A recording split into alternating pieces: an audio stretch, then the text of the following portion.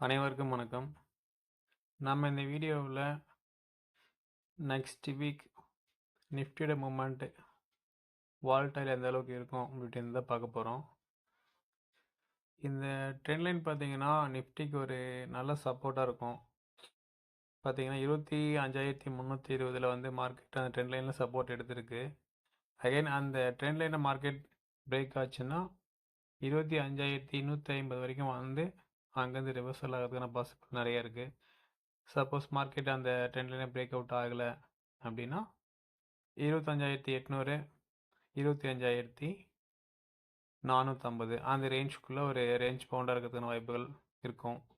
In case 25,800 market break out ஆயிடுச்சு, close and cross ஆகுது அப்படின்னா ஒரு நல்ல மூமெண்டம், நல்ல ரேலி வருவதற்கான வாய்ப்புகள் நிறைய இருக்குது.